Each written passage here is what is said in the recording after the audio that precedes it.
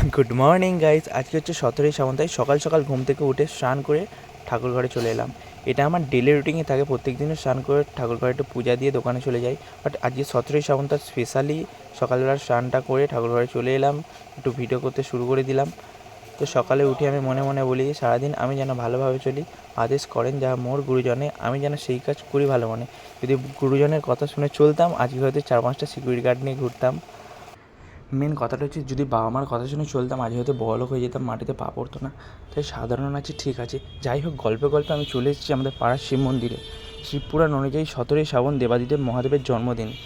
17ই জুলাই এবছরে শ্রাবণ মাসটা স্টার্টিং হয়েছে। এবছর শ্রাবণ মাসে 23 বছর পর অন্তত গুরুত্বপূর্ণ সংযোগ পড়েছে। 2003 সালে এইটা পড়েছিল, এবছর আবার 2026-এ পড়েছে। এবছরটাকে স্পেশাল বলার কারণ হচ্ছে কি, এবছর পড়েছে নাগপঞ্চমী। সর্পদেবতা দেবাদিদেব মহাদেবের খুবই প্রিয়। সর্পরাজ বাসকী এবছর দেবাদিদেব মহাদেবের পুরো চারপাশটা ঘিরে থাকবে। তো তার কারণে রাহু, কেতু, কালসর্প ইত্যাদির প্রভাব থেকে আপনি নিজেকে মুক্তি করতে পারবেন। সবাই ভালো থাকবেন, দেখা হবে আবার নেক্সট ভিডিওতে।